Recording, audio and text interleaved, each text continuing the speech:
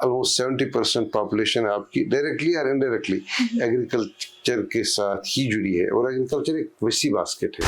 जो आप कह रहे हैं कि कश्मीरी बत जिन रहे हैं, वो बात सही है, हम बत जिन हैं क्योंकि हमने 200-300 साल हमने खाना खाया ही नहीं। हम कमाते भी थे और खाते भी नहीं थे। ये तो ट्रेजेडी थी कश्मीर की। श्रीनगर एक मखसूस एप्पल खाता है और वो एप्पल पूरी दुनिया में, पूरे मुल्क में, हालांकि एप्पल 15,000 करोड़ की इकानमी है, वो कहीं नहीं खाया जाता। वालनट एक ऐसा प्लांट है जिसका मतलब इसकी तारीफ में नज़में नहीं, गज़लें होने चाहिए, गज़लें होनी चाहिए। आप इस ज़मीन पर रहना भी चाहते हैं रईसों की तरह, पानी भी चाहिए साफ़ और शफाफ, आपको पैडी भी चाहिए, एक्सोटिक फ्रूट्स भी चाहिए, एप्पल भी चाहिए, और टूरिज्म भी चाहिए, और फॉरेस्ट्स भी चाहिए। और ज़मीन है कितनी?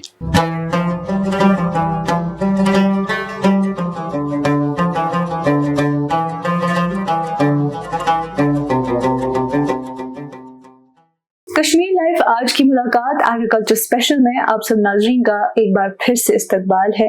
नाजरीन, जैसा कि आप सब वाकिफ ही होंगे, इस शुमारे में, इस पूरी सीरीज में हमने बात की कुछ एग्रीकल्चर एक्सपर्ट्स से या कुछ ऐसे अशखास से जो किसी न किसी तरीके से इस एग्रीकल्चर सेक्टर से वाबस्ता थे। तो आज का जो शुमारा है उसमें हम बात करेंगे इस पूरी सीरीज की टेक अवेज के मुतालिक। और हमारे साथ आज जुड़े हुए हैं एक जाने माने वेटरन जर्नलिस्ट और हमारे न्यूज़ रूम के चीफ एडिटर जनाब मसूद हुसैन साहब।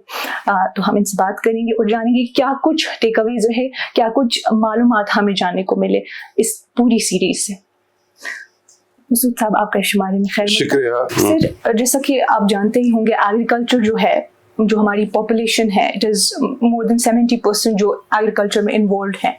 सो अगर हम फार्मिंग के हिसाब से देखें, so it has always been something that has been tied to our cultural identity of Kashmir.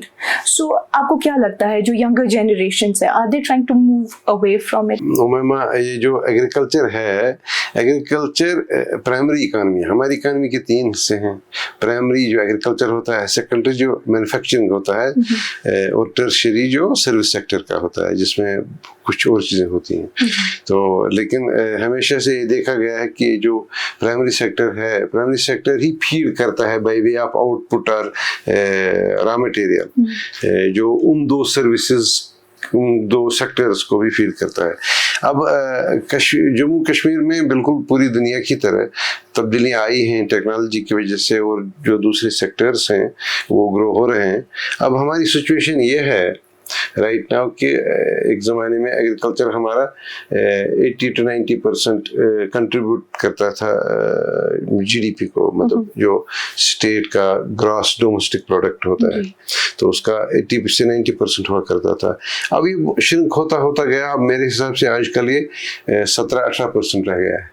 लेकिन 17-18% रहने के बावजूद इसकी अहमियत ख़त्म नहीं हो गई है, ठीक है, क्योंकि इसकी अहमियत इसलिए ख़त्म नहीं हो गई है कि इसके साथ बहुत सारे लोग जुड़े हैं। ऑलमोस्ट 70% पॉपुलेशन आपकी डायरेक्टली और इनडायरेक्टली एग्रीकल्चर के साथ ही जुड़ी है। और एग्रीकल्चर एक वैसी बास्केट है। अब आप पूछेंगे कि ये सिकुड़ क्यों गया है। इसके सिकुड़ने के मुख्तलिफ वजूहात है। पहले हमारे यहाँ ज़मीन ही कम है, बहुत पहले से कम थी। 1942 में 52 में लैंड टिटलर होने के बाद लोगों को जो ज़मीनें मिले, अब वो दूसरी जनरेशन में ट्रांसफ़र होते वक्त कम होती गई। मतलब बाप के 3 बेटे थे तो उसके 3 हिस्से हो गए, 3 बच्चों के 3 बच्चे थे तो 9 हिस्से हो गए, 9 के 3 बच्चे हुए तो 27 इशू हो गए, 27 टुकड़े हो गए। तो ये फ्रेगमेंटेशन जब हो गई, ये बहुत सिकुड़ गया। अब ये जब ये सिकुड़ गया तो इसमें से चूंकि हम जितनी ज़मीन कम ले लेंगे उतनी ज़मीन का प्रोडक्ट कम होगा, तो ये एक शख्स या एक फैमिली के लिए नॉन रिन्यूमरेटिव बन जाता है। उसे इतना पैसा नहीं आता है कि एक शख्स इस पूरे छोटे से रकबा जो ज़मीन का है वो उससे अपना महीने का या साल का आमदन ले आए। तो वो तो अब ये पेरिफेरल हो गया है उन लोगों के लिए। आप समझिए मेरी बात। अब इसकी वजह ये होगी कि अब यही वजह है कि अब बहुत सारे लोग कश्मीर में काफ़ी टाइम से, और दूसरी बात मैं बताना चाहूँगा पहले कि हमारे डेवलपमेंट का भी प्रेशर है। मतलब हमको घर बनाने हैं तो घर कहाँ बनाएंगे? मतलब श्रीनगर के मज़ाफ़ात अगर आप देख लेंगे, बटमालू देखेंगे, हैदरपोरा देखेंगे, पीरबाग देखेंगे, या इस साइड से आप जाएं नौगाम साइड से, ये सब राइस फील्ड्स थे जी। और 30 साल पहले तक राइस फील्ड्स थे, इनमें राइस ग्रो होता था। लेकिन अब लोग थोड़ा सा अच्छे मकानों में जाना चाहते हैं, जिनके पास ज़मीनें नहीं हो, तो ये सब कन्वर्ट हो गया। इसके अलावा हमारे यहाँ डेवलपमेंट के और भी मसले हैं। मतलब सड़कें आपको चाहें, अब कितनी सड़कें चाहें वो अलग डिबेट है, लेकिन सड़कें तो चाहें। आपके यहाँ कॉलेजेस हों, बाकी चीज़ें हों, रेल है, मतलब बहुत सारी चीज़ें हैं जो ज़मीन जहाँ ज़रूरत है। अब ये सारे फैक्टर जब इकट्ठे हो जाते हैं तो ज़मीन कम होती जा रही है, सुकड़ती जा रही है। कश्मीर एक वैली है, मतलब आप श्रीनगर से थोड़ा आगे साउथ की तरफ जाएं या नॉर्थ की तरफ जाएं, आप कई किलोमीटर की बाद ही आपको थोड़ा सा एसेंड मिलेगा। आप ऊपर तो जितना आप ऊपर जाएंगे उतना एग्रीकल्चर एक्टिविटी मुतासिर हो सकती है। ठीक है, इसीलिए ये सारी वजहें जो हैं एग्रीकल्चर के ज़मीनों को श्रिंक कर रहे हैं।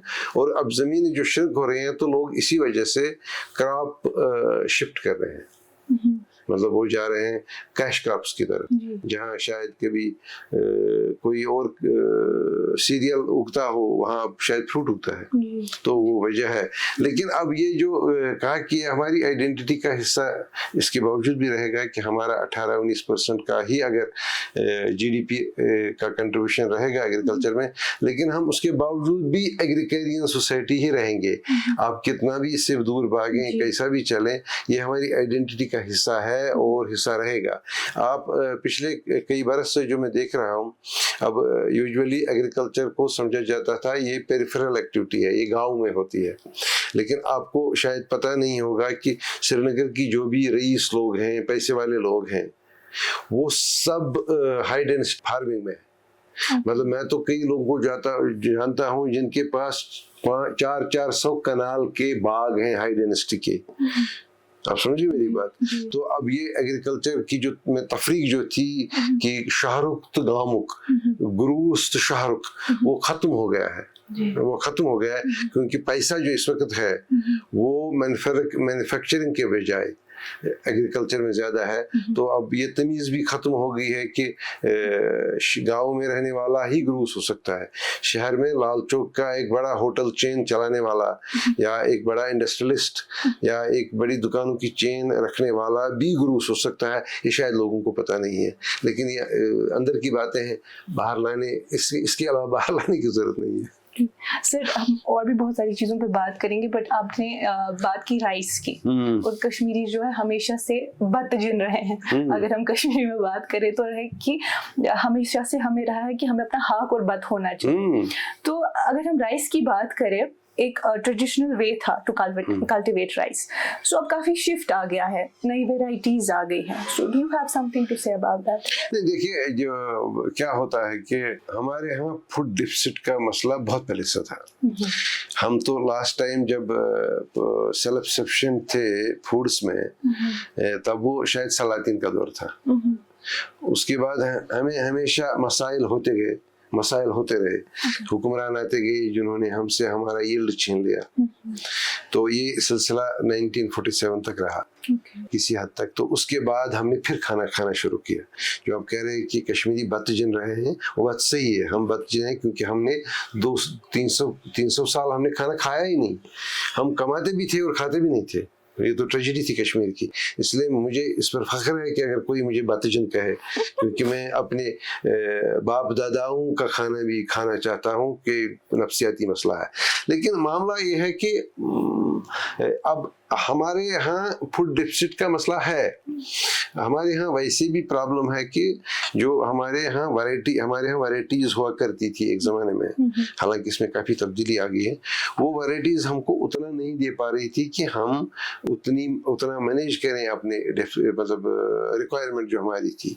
उसके बाद खुशकिस्मती से हम एक वास्ट फूड चेन में घुस गए, फूड सप्लाई चेन में, CAPD जिसको आप कहते कहते हैं, जिसके तहत FCI बाहर से गला लाता है और यहाँ डिफरेंट नरकों पर डिफरेंट तरीकों से बेचता है। तो उसकी वजह से जब हमारी फूड सब्सिडी, ये जो फूड सिक्योरिटी एड्रेस होगी, तभी हम किसी तरह से राइस फील्ड्स को कन्वर्ट कर पाए फॉर मोर कैश क्रॉप्स, मतलब जिसमें हमें पैसा ज़्यादा है। राइस में एक ये जो शख्स था वो कमाता था अपनी ज़मीन, और उससे जो उसको गला मिलता था वो उसके अपनी ही काम आता था। मतलब वो सिर्फ खाना ही खरीद सकता था, मैनेज कर सकता था अपनी ज़मीनों से। जब से उसने कन्वर्जन कर दिया कैश क्रॉप्स की तरफ चला गया, तब से वो क्या करता है, उसमें एक तब्दीली आ गई। वो अब ये चावल खरीद भी सकता है, वो अपना मकान भी बना सकता है, वो प्रॉस्परस लाइफ भी रह सकता है, वो बच्चों को पढ़ा भी सकता है। तो इस वजह से हमारे यहाँ जो पैडी का की जो रीत रिवाज जो हमारा था उसमें वो कंप्रोमाइज हो गया। लेकिन इसके बावजूद भी हमारे यहाँ ऐसी भी बात नहीं है कि हमारे यहाँ राइस अभी पैदा नहीं होता, राइस अब भी ग्रो होता है। और हमारे यहाँ काफ़ी कोशिशें हो रही हैं कि राइस की जो वैरायटीज हैं जिनमें जिनकी मार्केट वर्थ बेहतर हो, जिनकी मार्केट वर्थ बेहतर हो, हम उनकी तरफ जाए। मुश्किबुद्दीज है हमारा, रेड राइस है हमारा, अभी बहुत सारे लोगों को पता नहीं होगा, आपकी सीरीज से ही पता चला कि यहाँ कश्मीर में बासमती भी उगती है।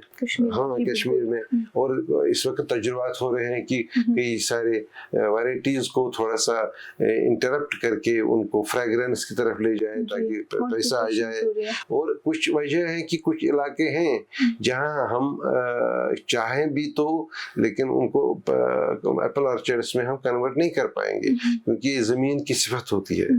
तो इसके अपने असरात हैं।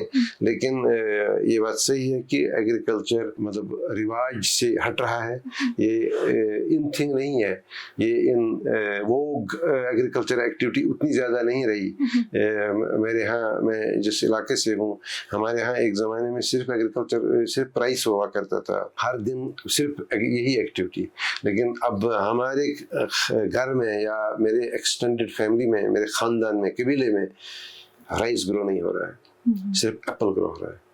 तो उस एप्पल ने जो तब्दीली लाई तो उसकी वजह से राइस इम्पैक्ट हो गया। लेकिन फूड सिक्योरिटी का मसला रहेगा, मतलब सोच में रहेगा, इसमें रहेगा, क्या कहते हैं, डिबेट्स में रहेगा। लेकिन प्रैक्टिकली फूड इनसिक्योरिटी इसलिए नहीं है कि आप एक वसी सिस्टम का हिस्सा है जिसमें आपको CAPD के जरिए खाना मिलता है और प्राइवेट सेक्टर से भी आप खरीदते हैं। मतलब कश्मीर में गले का जो बिजनेस है एक बहुत बड़ा धंधा इस वक्त भी माना जाता है। सर, एप्पल्स की बात करें तो वी हैड ट्रेडिशनल एप्पल्स, तो इनकी हाइब्रिडाइजेशन हो गई, then we got high density apples now. So ऐसी कौन कौन सी जगह है कश्मीर में जहाँ इनकी हाइब्रिडाइजेशन होती है? बहुत पेचीदा सवाल है क्योंकि इसमें जियोग्राफी इन्वॉल्व है, वो तो मैं शायद बता नहीं पाऊंगा। लेकिन मैं आपको ये बता पाऊंगा कि एप्पल एक ऐसा बास्केट है फ्रूट्स का कि इसकी इतनी सारी वैरायटीज हैं कि अगर आप हर दिन अपनी जिंदगी में एक नया एप्पल खाएंगे तो पूरी जिंदगी आपको एक नया एप्पल खाना पड़ेगा, क्योंकि एप्पल दुनिया के हर हिस्से में पाया जाता है। अब हमारे यहाँ एप्पल तो बहुत सारे बरसों से, बहुत सारी दहाइयों से, इनफैक्ट बहुत सारी सेंचुरी से हो रहा है।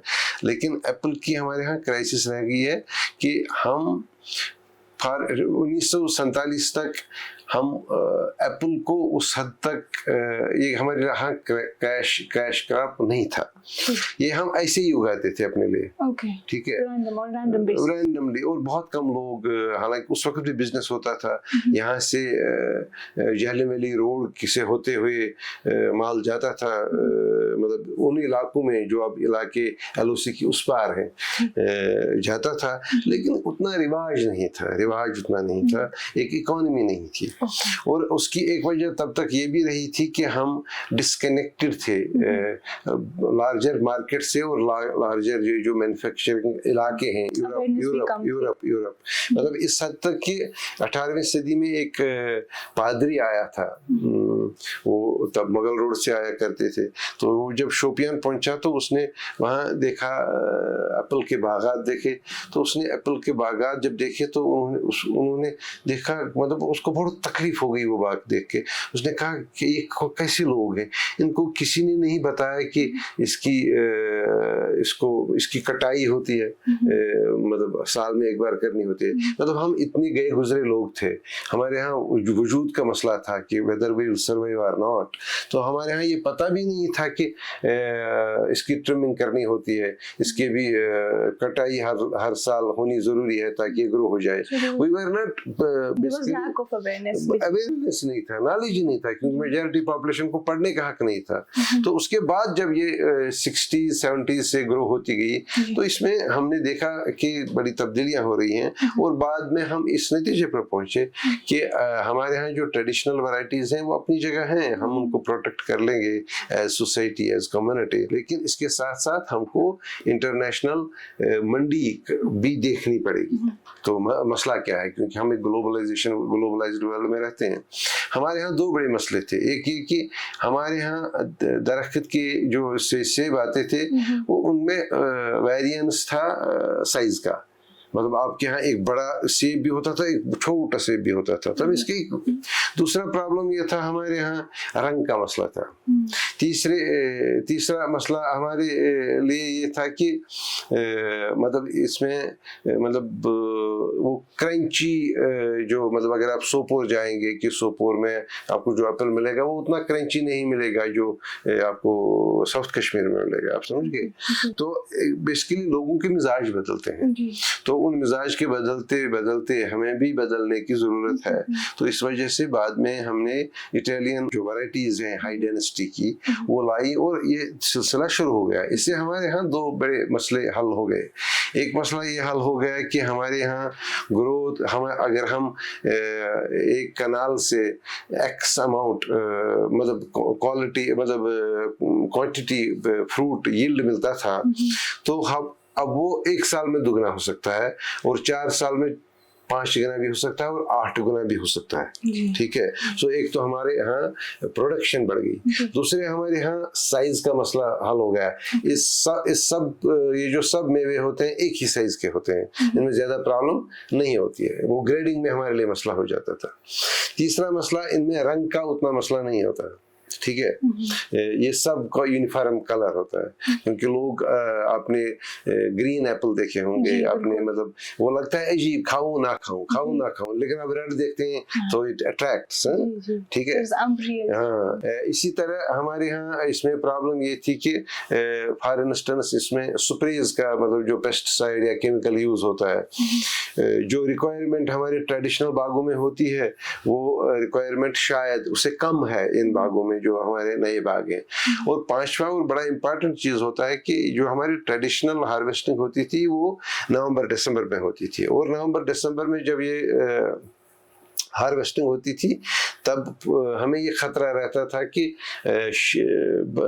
बर्फबारी की वजह से रास्ते बंद हो जाएंगे और ये मेवा हमारे यहाँ खत्म हो जाएगा। ठीक है। तो हम क्या करते थे, हम पूरा जमा करके इसको धकेलते थे किसी तरह दिल्ली की तरफ आज़ादपुर मंडी में। तो मार्केट के अपने उसूल होते हैं, अगर आप कोई चीज़ ज़्यादा बेचते हो मंडी में तो उसके दाम गिर जाते हैं, अगर आप स्टैगर्ड करते हो सप्लाई तो एक स्टेबल प्राइस लाइन रहती है। अब हमारे यहाँ किसी हद तक इस नए क्रॉप की वजह से, हाई डेंसिटी की वजह से वो थोड़ा एड्रेस हो गया हमारे यहाँ, क्योंकि इनकी हार्वेस्टिंग लेट अगस्त और सितंबर में ख़त्म होती है। तो हमें अब डर नहीं है कि, हालांकि अब डरने की ज्यादा जरूरत भी नहीं है क्योंकि रेल वगैरह भी है और सड़क भी थोड़ी बेहतर हो गई है, हालांकि इश्यूज हैं, लेकिन फिर भी अगस्त और सितंबर में हार्वेस्टिंग, एप्पल पिकिंग जब होती है तो हमारे यहाँ वो डर नहीं रहता है। तो ये 4-5 चीजें जो हैं, और हम इस वक्त सिचुएशन में हैं कि अमेरिका या चाइना या जो यूरोप के बेहतरीन एप्पल्स ग्रो होते हैं वो कश्मीर में भी होते हैं। अब हमारे सिर्फ एक प्रॉब्लम है, वो है कि the scale and the process, मतलब आप कन्वर्टिंग ट्रेडिशनल बाग इनटू हाई डेंसिटी बाग, उसमें थोड़ा सा टाइम लग जाता है क्योंकि कैपिटल इंटेंसिव है। इसमें एक कनाल में आपको 2-2.5 लाख रुपए देने ही देने हैं। अब सरकार ने कुछ इसमें सब्सिडी रखी है, लेकिन उनके अपने उसूल हैं और सरकार का अपना स्पेस होता है काम करने का। हम उस पर तो इस वक्त कोई बात करना नहीं चाहेंगे। ये रही एप्पल की कहानी। लेकिन एक आखिर में एक चीज़ बता दूं कि हमारे यहाँ ट्रेडिशनल वैरायटी है, फॉर इंस्टेंस अम्बरी हमारे यहाँ ट्रेडिशनल वैरायटी है। अभी ट्रेडिशनल उसमें थोड़ा सा इंटरवेंशन किया, मतलब हमारी कास्ट के साइंटिस्ट ने। ये पहले सिर्फ ग्रीन हुआ करता था, ये फ्रेगरेंट एप्पल है बाय द वे। इससे अगर आप अम्बरी की पेटी घर में रखेंगे तो आपका पूरा मकान खुशबू से झूमता रहेगा। और इसकी एक खूबी ये भी है कि इसको आपको रेफ्रिजरेट नहीं करना पड़ेगा। इसकी ड्यूरेबिलिटी है कि ये 3 महीने आपको एम्बिएंट टेम्परेचर पे ही रह सकता है, ठीक है। सो इसका ये फायदा है। तो लेकिन हमने कुछ इंटरवेंशन किया है, मैंने अपने बाग में एक ग्रो किया है, ये कभी खिलाऊंगा इंशाल्लाह। उसमें जो इंटरवेंशन हुआ है उसकी वजह से ये ग्रीन नहीं रहा है, इसमें अब रेड थोड़ा सा लगता है। और इसकी जो ये बड़ा हार्ड एप्पल है। और इसी तरह से हमारे यहाँ महाराज जी एप्पल हुआ करता था, जो जिसके बारे में ये बदनामी है या ये मशहूरी है कि ये डायबिटीज के लिए सबसे बेहतरीन एप्पल है। और वो उसका मतलब उसका एप्पल इतना भी ग्रोस हो सकता है कि वो 600 ग्राम भी हो सकता है। लेकिन ये दो थोड़ी these two varieties of apple are slightly on the margins of it and need to be protected, but मुझे लगता है कि बहुत सारे फार्मर्स हैं, बहुत सारे ग्रोवर्स हैं जो इनको प्रोटेक्ट करते हैं फॉर देयर ओन इंटरेस्ट्स। लेकिन ऑफ लेट हमारे यहाँ एक अजीब तमाशा है जो आपको शायद पता नहीं, आप शायद चूंकि शहर में पैदा होना और इसके अपने लवाजमात और अपनी मजबूरियां भी होती हैं और महरूमियां भी होती हैं जानने की। लेकिन श्रीनगर एक मखसूस एप्पल खाता है और वो एप्पल पूरी दुनिया में, पूरे मुल्क में, हालांकि एप्पल 15,000 करोड़ की इकानमी है, वो कहीं नहीं खाया जाता। वो गोल्डन डिलीशियस, ठीक है, वो ग्रीन एप्पल है। Srinagar is mad for this. लेकिन उसका बाहर वो, और ये जो ग्रोवर हैं जो कश्मीर में हैं, इनको इसका खास ख्याल रखना पड़ता है। तो क्योंकि हालांकि इसका नेरख उतना नहीं आता जितना डिलीशियस और गाला या जो नई वेराइटीज हैं, लेकिन श्रीनगर तो शहर कश्मीर का है, तो कश्मीर कैसे श्रीनगर को बोलेगा। तो ये जो वैरायटी है सिर्फ श्रीनगर के लिए बनाई जाती है। Just information for the people के, मतलब ऐसी बात भी नहीं कि सिर्फ पैसे का खेल है, ये एहसास उस फर्ज की भी कहानी है। सर आपने बहुत बेहतरीन तरीके में हमें एप्पल की एक पूरी समरी बता दी। तो बस अब अगर आप हमें वॉलनट के बारे में भी बता दें, because usually it is being compared to the brain, structure of brain, and medical science की तरफ से भी, यूनानी या आयुर्वेदा से भी तो देखिए तो इसकी कुछ सिग्निफिकेंस है मेडिकली। तो आप इस पे हमें कुछ बता दें। देखिए कोई भी फ्रूट खाएं तो an apple a day keeps a doctor away, जी, ठीक है। I'm habitual of feeding my doctor with apple. Okay. ठीक है। तो but that is a different story. लेकिन जहाँ तक वालनट, कोई भी फ्रूट जो है उसका कोई ना कोई मतलब न्यूट्रिशियस वर्थ है जो उसको बाकी फ्रूटों से मुख्तलिफ बना देता है। लेकिन जहाँ तक आपने इस वालनट की बात की है, वालनट एक ऐसा प्लांट है जिसका मतलब इसकी तारीफ में नज़में नहीं गज़लें होने चाहिए, क्योंकि इतना खूबसूरत प्लांट है। एक तो इसका मतलब इसकी कोई भी चीज़ आपको किसी भी वक्त पैसा देती है, किसी भी वक्त, ठीक है। एक तो न्यूट्रिशियस वर्थ है, ये डायबिटीज वाले जो हैं जिनके यहाँ ये गले का चक्कर होता है, वो क्या कहते हैं इसको, बीमारी है, उस सुबह उनको दवाई खानी पड़ती है, अगर वो खाएं एक दूर खाएं, वो तो डॉक्टर रूटीन में कहता है। वालनट बड़ा इंपॉर्टेंट है, बहुत इंपॉर्टेंट है। और वालनट हमारे यहाँ बड़ी इकानमी है, पुंछ राजौरी में बड़ी इकानमी है, कुपवारा में बड़ी इकानमी है, अपर बारामूला में और अपर बीरवा बड़गाम जो है उसमें ये बड़ी इंपॉर्टेंट चीज़ है। लेकिन इसकी जो खूबसूरती एक तो ये है कि देखिए आप ये जो जब इसको हार्वेस्ट करते हैं तो आप इसकी जो गिरी है, इसका जो गूज जिसको कश्मीरी में कहते हैं, जो इसकी गूज है वो उसको आप एक्सपोर्ट करते हैं। वो मेरे हिसाब से भी 150 से 200 करोड़ की इकानमी है जम्मू कश्मीर की इस वक्त। इसके बाद इसका जो या स्कंड चुड़नी चासा, बाहर आउटर शेल होता है, हाँ जो 40 का होता है, अगर आप उसको में वो जो तोड़ना पड़ता है, जी जी बिल्कुल, तो उसको अगर आप एक कंट्रोल्ड कंडीशन में जलाएंगे तो आपको उससे कार्बन की एक ऐसी क्वालिटी मिलती है जो बहुत महंगी है। ये बहुत सारे कम लोगों को पता है, मुझे लगता है सुकाश ने इस पर काम किया है और उनको थोड़ा सा लोगों को बताना चाहिए कि इससे जो कार्बन मिलता है उस कार्बन को कैसे बनाया और मार्केट किया जाए, वो चीज़ है। अच्छा, इस शल से पहले भी इसका एक और शल होता है जिसमें ग्रो होता है, उससे आपको एक बेहतरीन रंग मिल सकता है, वेजिटेबल कलर। तो उसके लिए हम तो ग्रो कर रहे हैं वालनट सदियों से, लेकिन अभी तक वहाँ हालांकि सुकाश ने भी काम किया, हमारे पास डिपार्टमेंट ऑफ एग्रीकल्चर भी है, उससे जो हमको रंग मिलता है वेजिटेबल कलर, और वो बहुत ज़बरदस्त कलर होता है। तो अगर उस पर थोड़ा कुछ काम हो जाए तो वो भी दे सकता है ना। इसके अलावा इसका जो रूट होता है, आपको पता नहीं, आजकल हम एक मॉडर्न ज़माने में रहते हैं, लेकिन पहले और हमारे यहाँ जो कॉस्मेटिक्स या जो पर्सनल ग्रूमिंग का जो सिलसिला है, ये सारी फैसिलिटीज़ हमारे यहाँ उतनी अवेलेबल नहीं थी, पैसा ही नहीं था। और पता थी कि आपको पता नहीं होगी कि आज से 40-50 साल पहले ये जब किसी दुल्हन को सजना होता था तो तुमसे डुन मूल देवान, डुन मूल यूजन जो रंग चढ़ाता है वो कोई दुनिया की कोई लिपस्टिक उसके साथ मुकाबला कर ही नहीं सकती, और ये बहुत सारे लोग नहीं जानते हैं। ठीक है, इसी तरह उसके बाद अभी जब ये वालनट का दरख्त पूरा खत्म हो ही गया तो अब इसको काटना है, अब इसको काट लें, और इसकी लकड़ी देवदार से ज़्यादा महंगी होती है, और वालनट का जो फर्नीचर है पूरी दुनिया में कश्मीर की शिनाख्त का एक हिस्सा है। इसलिए मैं कह रहा हूँ कि ये जो वालनट है, वालनट नज़्म नहीं चाहेगा, गज़ल चाहेगा। तो इसमें ये गज़ल क्या हो सकती है, इसमें सुकास्ट के लोगों को काम करना पड़ेगा, उन्होंने ऑलरेडी बहुत काम किया है, लेकिन अब हमारे यहाँ हमें पता है कि इसमें क्या हो रहा है जी, लेकिन हमें ये पता नहीं है कि कुछ चीज़ें जो नहीं हो रही हैं तो वो कैसे हों और उनको एक कमर्शियली कैसे वायबल बनाया जाए। ये बहुत सारी दवाइयों में जाता है, और इसके बहुत सारे पाउडर्स बनते हैं, और इसके बहुत सारे क्या कहते हैं इसको, जो लिक्विड, इससे ऑयल तो है ही, मतलब हम तो कल तक वालनट ऑयल इस्तेमाल करते थे, मैं अपने घर की बात कर रहा हूँ। तो ये सारी चीज़ें जो है ना, तो ये इसको बड़ा मुख्तलिफ और बहुत ही एक्स्ट्राऑर्डिनरी पेड़ बनाता है।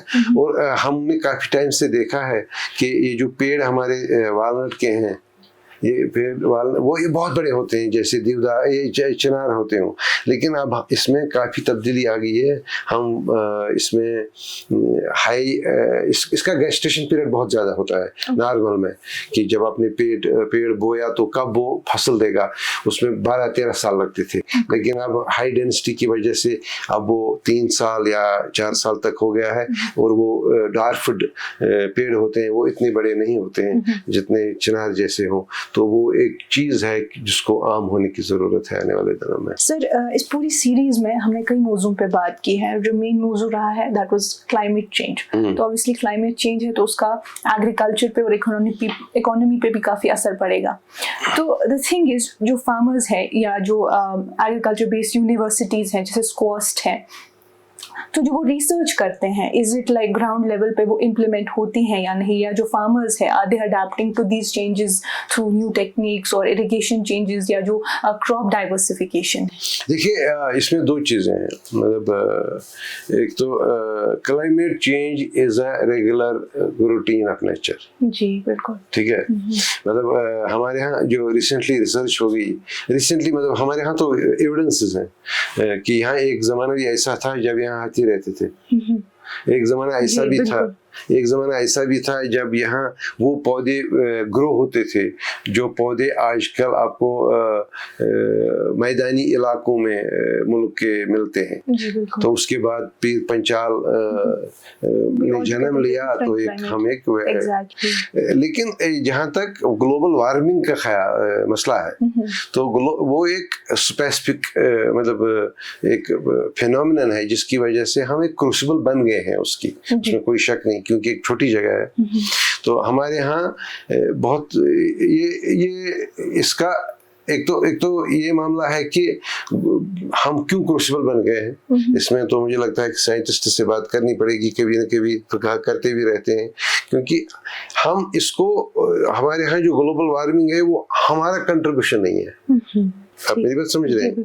हमारे यहाँ प्रॉब्लम है कि हमारे ग्लेशियर्स जबरदस्त सिकुड़ रहे हैं। जी बिल्कुल। हमारे यहाँ प्रॉब्लम ये है कि हमारा दर्जे हरारत बदलता जा रहा है, ठीक है, मतलब इंक्रीज होता जा रहा है, और उसी की वजह से, और हमारे यहाँ प्रॉब्लम ये है कि कई बरस तक हम ये सोचते रहे कि ये जो हमारे ग्लेशियर सिकुड़ क्यों गए, चाहे पहलगाम में हो, सोनमर्ग में हो, या फिर पंचल के दूसरी जगहों पे हो, ये, और हमारे यहाँ जो ग्लेशियल फेड लेक्स है उनमें एरिया चेंज क्यों बढ़ क्यों रहा है। हम ये काफ़ी टाइम से देख रहे थे, लेकिन लगता है कि मैदानी इलाकों से जो इंडस्ट्रियल वेस्ट आता है, सूट जो आता है, वो वहाँ से आके जब पीर पंचाल पहुँच जाता है तो वो हमारे इन ग्लेशियर्स पर एक तह बनाता है जो इसके पिघलने में मदद करती है। तो हम वैसे भी वेस्टर्न डिस्टर्बेंसेस के शिकार हैं, जो हमारे यहाँ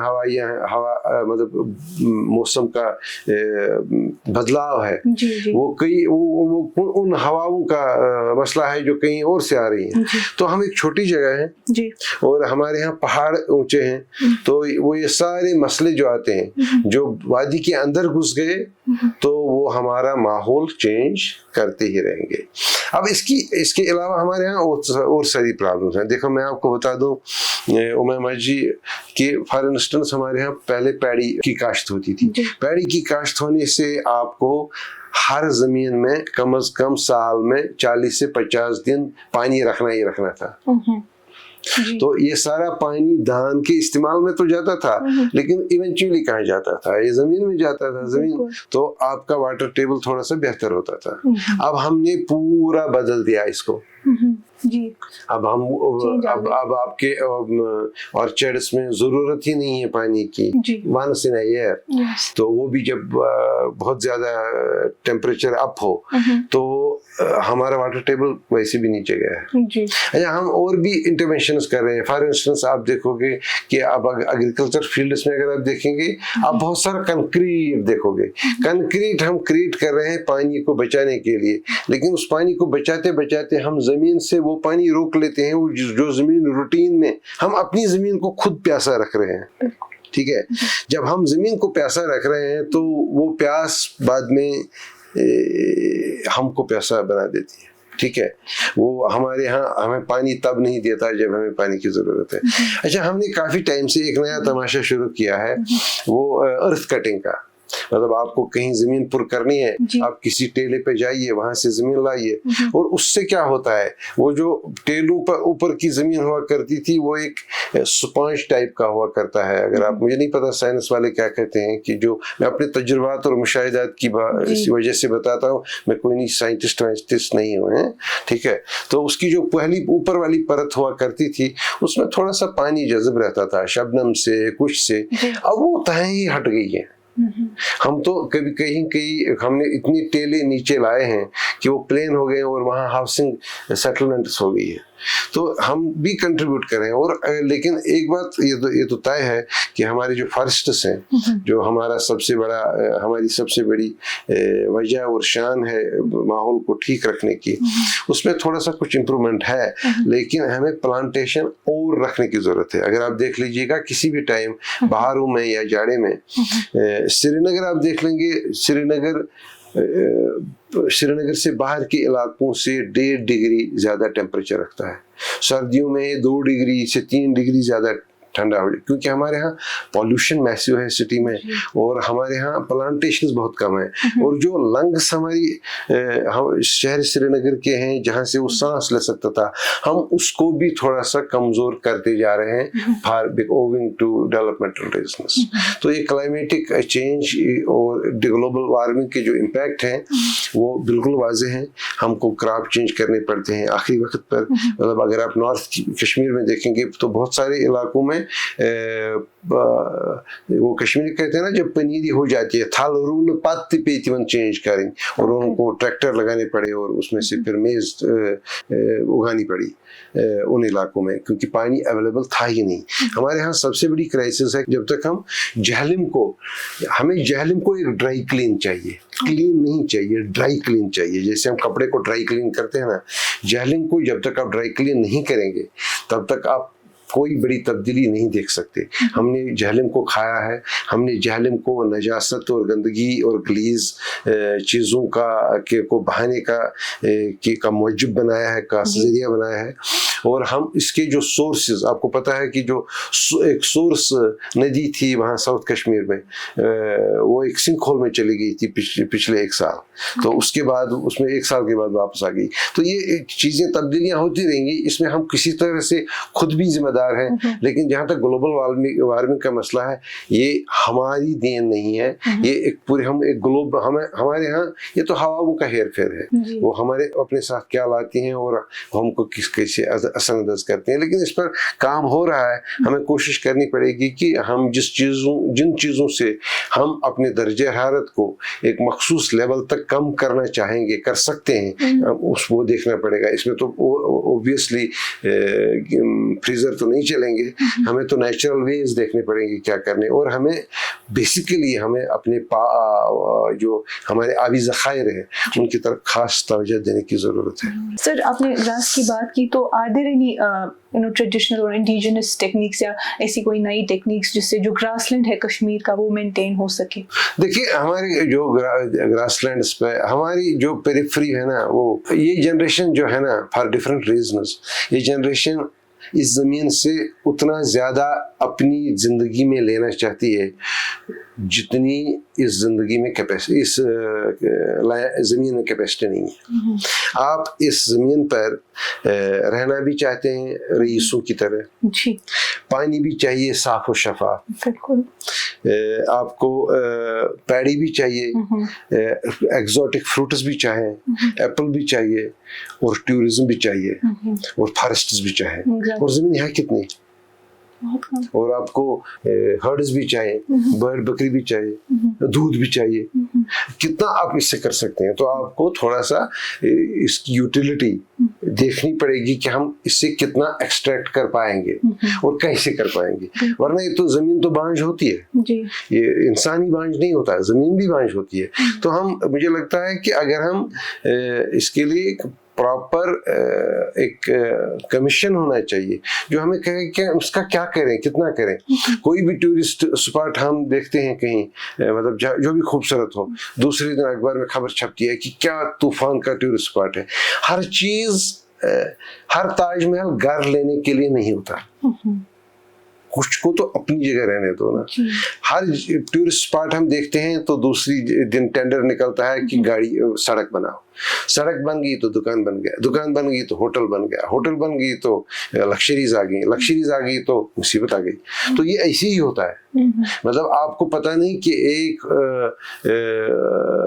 होटल रूम का कार्बन फुटप्रिंट कितना होता है। You can't even imagine। ये घर से थोड़ा ज्यादा होता है। 4 लोगों के घर से कार्बन फुटप्रिंट एक लग्जरी होटल के एक कमरे से कम होता है, ठीक है। और हम इन चीज़ों की तरफ तवज्जो दे नहीं रहे हैं। अगर हम इन चीज़ों की तरफ तवज्जो नहीं देंगे तब हम ग्रास लैंड्स की बात नहीं रहेंगी, कहाँ रहेंगी आप? वो है मतलब ज़मीन कहाँ है?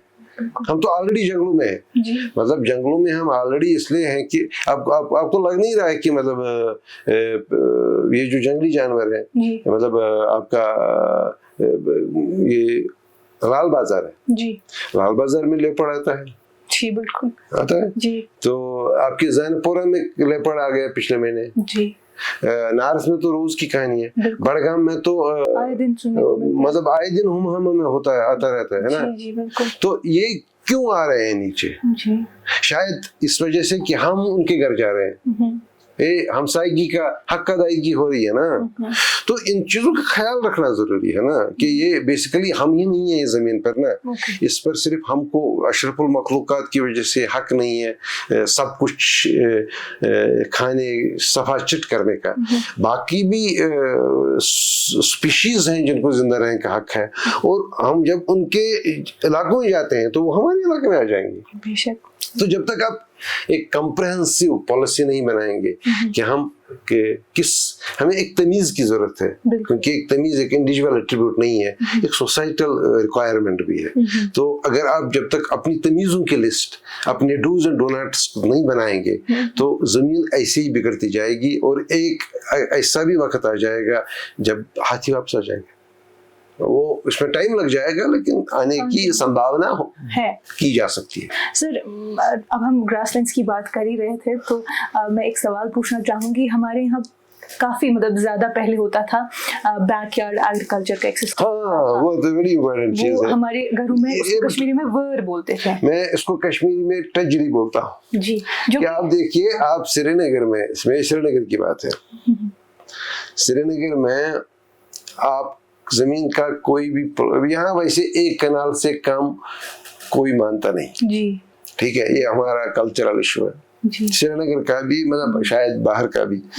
अब आधे कनाले के मतलब तीसरे हिस्से में या चौथे हिस्से में मकान बन जाता है, बिल्कुल, आधा बाग में चला जाता है, बाग में ग्रास ही होता है और कुछ नहीं होता है, कुछ 2-4 फूल होते हैं जी।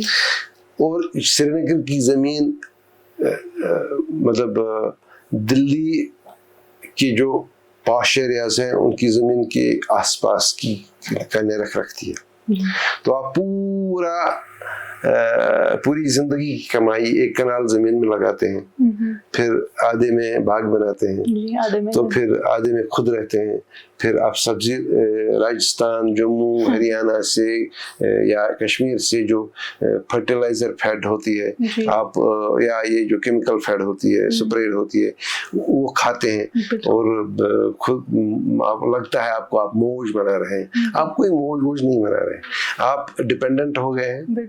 आपके घर में जो लोग हैं, एक जमाना था कल तक श्रीनगर में हर घर में सब्जी बनती थी, हर घर में सब्जी बनती थी, और उससे क्या होता है कि उससे आप को डॉक्टरों के साथ कम मुलाकातें होती हैं। अगर आप काम करें तो एक ही जगह बैठते हैं, तो कितना एक मतलब इंसान का जिस्म जो है, इंसान ट्रेडिशनली हंटर गैदर है, ये इसके मिजाज में, इसके अच्छे कोट पतलून ने इससे इसका मिजाज नहीं छीना है, ये अब भी हंटर भी है और गैदरर भी है, ठीक है। तो जब तक आप उसको उस माहौल की तरफ नहीं धकेलेंगे तब तक डायबिटीज भी होगा, तब तक हार्ट अटैक्स भी होते रहेंगे, तब तक मतलब सर्कुलेशन, ब्लड सर्कुलेशन की वजह ही नहीं बनती है। सही बात। हमारी माएँ बहनें बेटियां आराम से, अब तो फोन भी आ गया है, अब तो सोप ओपेराज भी टेलीविजन पर हम देखते हैं, लेकिन अगर वो थोड़ा बाहर आ जाए, मर्द भी आ जाए, मैं खुद एक जमाने में सब्जी खुद उगाता था अपने ही घर में, श्रीनगर वाले घर में, ठीक है, तो आप ये ना समझ लीजिएगा, लेकिन बाद में बसरूफियात की वजह से ना कर पाया। तो हम अपनी जिंदगी का एक बड़ा सरमाया जमीन के एक टुकड़े में सर्फ करते हैं, फिर उसको अपनी मुसीबत की वजह बनाते हैं। हम अपनी ही जमीन में ऑर्गेनिक वेजिटेबल्स ग्रो कर सकते हैं, हम बैकयार्ड पोल्ट्री कर सकते हैं। हम मतलब इस वक्त जो आप खाते हैं ना, मतलब जो पोल्ट्री है सब कमर्शियल पोल्ट्री है, और कमर्शियल पोल्ट्री में केमिकल्स का बहुत असर नफूज रहता है। और ये जहन में रख लीजिएगा कि आप पौधे को दवाई दे देंगे, मुर्गी को दवाई दे देंगे, या गाय को दवाई दे देंगे दूध देने के लिए, वो दवाइयाँ, उसका एक हिस्सा, ये सारी चीजें आपको अपने आउट प्रोडक्ट्स में आप तक पहुंचाती हैं, और जब आपके जिस्म में आती हैं उसका एक हिस्सा आपके पास भी रहता है। तो ये बेहतर रहता है कि अगर ये एक, इसके लिए एक ज़माने में एक जम्मू कश्मीर बैंक ने एक प्रोजेक्ट भी बनाया था फाइनेंसिंग का, कि किसी तरह से लोगों को इस तरह राकिब किया जाए। लेकिन अगर आप सैटेलाइट से या ड्रोन से श्रीनगर को देखेंगे तो आपको ये तो बड़ा खूबसूरत तस्वीर लगती है, हालांकि वो भी खूबसूरत लगती है अगर उनमें कुछ वेजिटेबल्स होते, तो सिर्फ ग्रीनरी, हाफ मकान, तो ये अजीब है। और उसकी वजह से हम डॉक्टरों का गुजर बसर बेहतर बना रहे हैं, अपना गुजर बसर तबाह करके। सर अगर हम स्पाइसेस के मुतालिक बात करें, सीजन में भी हमने इस टॉपिक पे बात की, तो अगर हम स्पाइस प्रोडक्शन देखें या इसकी क्वालिटी के बारे में बात करें या जो इस पर रिसर्च हो रही है, तो आपको लग रहा है कि is there enough research going on over spices, या ऐसी कोई स्पाइसेस है कश्मीर में जिन्हें ज़्यादा तवज्जो की ज़रूरत है? नहीं, देखिए जब स्पाइसेस एक हमारा अपना बास्केट है, तो लेकिन जो सबसे मशहूर चीज़ हमारे यहाँ वो सैफरान का है जी, है ना। तो मुझे नहीं लगता कोई भी स्पीशीज़ हो, मतलब वैरायटी हो वेजिटेबल की, स्पाइस की, फ्रूट की, जिस पर रिसर्च नहीं हुआ हो जी। लेकिन एक चीज़ है जो रिसर्चर जो है नाकाम है समझने में। मतलब मैं आपको बता दूं, जो स्पीशीज़, जो वैरायटी ऑफ सैफरान आप पामपुर में उगा रहे हैं, एग्जैक्टली वही वैरायटी आप स्पेन में भी उगा रहे हैं, और एग्जैक्टली वही वैरायटी आप ईरान में भी उगा रहे हैं। लेकिन तीनों की मार्केट रेट और तीनों के क्वालिटीज़ में आसमान ज़मीन का फर्क है। मतलब आप 1 ग्राम के कश्मीरी 1 ग्राम के सैफरान में 2 से 2.5 ग्राम ईरानी सैफरान खरीद सकते हैं, क्योंकि हमारे यहाँ अरोमा उसका ज़बरदस्त है। ये साइनस इसमें बिल्कुल फेल है। साइनस इसको कुछ नहीं कर सकता, क्योंकि कुछ चीज़ें ज़मीन ने अपने पास रखी हैं, कुछ राज जो हमें भी पता नहीं है। लेकिन ज़रा नम होते मिट्टी बड़ा ज़रख़ेज़ है साकी है। तो लेकिन हमारे यहाँ स्पाइसेस में रिसर्च तो अपनी जगह है, पोस्ट हार्वेस्ट अपनी जगह है, क्योंकि हमारे यहाँ स्पाइस पार्क भी है, और हमने हार्वेस्ट भी कुछ इन्वेस्टमेंट किया है। एक अच्छा प्रोजेक्ट है, उसमें क्वेश्चंस हो सकते हैं, सवालात उठेंगे, लेकिन इन्वेस्टमेंट है। लेकिन हमारे यहाँ प्रॉब्लम यह है कि हमारे यहाँ ज़मीन सुकड़ रही है। मतलब अब हम पामपुर में या ज़ाहिर शरीफ के कुछ इलाकों में, बड़गाम के कुछ इलाकों में, या वहाँ किश्तवाड़ में एक जगह हम ये तो ग्रो कर रहे हैं, लेकिन हमारा यील्ड भी इम्प्रूव नहीं हो रहा है। यील्ड ही इम्प्रूव नहीं हो रहा है, क्योंकि एक तरफ तो ज़मीन ख़त्म हो रही है, कम हो रही है। आप पामपुर देखें, हमने सैफरान फील्ड्स क्या किया है। हम तो अब सड़क तो थी, अब एक तो बढ़ गई, अब तो हाउसिंग कॉलोनीज भी आ रही हैं दाएं बाएं, अब तो वहाँ से ज़मीनें भी हट रही हैं। ठीक है, अब हम एक ऐसे दौर में से गुजर रहे हैं जिस दौर में टेक्नोलॉजी बड़ा इम्पोर्टेंट फैक्टर है। ठीक है, तो इस वक्त हम एक ऐसी स्टेज में हैं जिसमें अब सैफरान या बाकी कॉस्टली क्रॉप्स की काश्त अब घर में हो जाएगी, कमरों में हो जाएगी, इन कंट्रोल्ड कंडीशन हो जाएगी। इसमें 2 टेक्नोलॉजीज बड़ी ज़बरदस्त चल रही हैं, एक तो एरोपोनिक एग्रीकल्चर, दूसरा हाइड्रोपोनिक एग्रीकल्चर। ये सब खेल है कि आप एक मखसूस स्पेस में एक मखसूस टेम्परेचर और एक मखसूस न्यूट्रिएंट सेट दे दें प्लांट को, वो आपको यील्ड दे देगा। और मुझे लगता है कि पर कनाल यील्ड जो हमारे यहाँ सैफरान का पामपुर में, उसके बजाय अगर हम उसको मल्टी लेयर एक लैब में इस्तेमाल करेंगे तो उसका प्रोडक्शन ज़्यादा है। तो ये कुछ चीज़ें हैं जिनके बारे में हम अभी कुछ प्रोडक्ट नहीं कर पाएंगे। लेकिन आपका जो बेसिक सवाल था, क्या रिसर्च हो रहा है? बहुत रिसर्च हो रहा है। काला जीरा से लेकर सैफरान तक बहुत सारे PhDs हैं, बहुत सारे प्रोजेक्ट्स हैं, काम हुए हैं, काम होते रहेंगे। लेकिन सबसे बड़ा मामला ये रहता है कि क्या हम उस काम को आम लोगों तक पहुंचा सकते हैं, और क्या हम उस काम को कन्वर्ट कर सकते हैं इनटू इकोनॉमिकली वायबल मॉडल। उस पर काम हो रहा है, सुकाश ने बहुत काम किया है उस पर। तो कुछ चीज़ें हैं जो हो रही हैं और कुछ चीज़ें होनी जो बाकी हैं, लेकिन एक्सटेंशन वालों को थोड़ा सा काम और करना पड़ेगा पॉलिसी मेकर्स के साथ बैठकर और स्टेक होल्डर्स की मौजूदगी में, ताकि कुछ मॉडल्स हमारे यहाँ ऐसे हों जो हमारे लिए, क्योंकि हमारे यहाँ ज़मीन अब है नहीं, ज़मीन कहाँ है? अब ज़मीन रही नहीं कहीं। तो अब हमें हॉरिजॉन्टल एग्रीकल्चर के बजाय वर्टिकल एग्रीकल्चर की तरफ जाना पड़ेगा। तो वो दिन दूर नहीं, मुझे लगता है शुरुआत हो गई है, कुछ टाइम और लग जाएगा जब MBA करके या BSc एग्रीकल्चर करके लोग कहेंगे कि वो अपने एक मकान के बाहर बैठे होंगे, तो आप कहेंगे कि अंदर चलो, अंदर चले, हम आपके दीवान खाने में बैठेंगे। ये दीवान खाना नहीं है, ये मेरा एग्रीकल्चर फील्ड है। वो दिन आने वाले हैं। मसूद साहब, आपका बहुत बहुत शुक्रिया। आप इस शुमारे में हमारे साथ बने रहे और आपने इन मौजू पे हमारे साथ तफसील से बात की। आपका बहुत बहुत शुक्रिया। सोना सफियो। नाज़रीन, ये थे कुछ टेक अवेज हमारी इस एग्रीकल्चर सीरीज से। इससे हम होस्ट्स और आप ऑडियंस के लिए भी काफ़ी कुछ दीगर मालूमात हासिल हुई और इंशाल्लाह जल्दी मिलेंगे एक आज की मुलाकात के एक और स्पेशल सीजन के साथ। तब तक के लिए बने रहिए कश्मीर लाइव के साथ।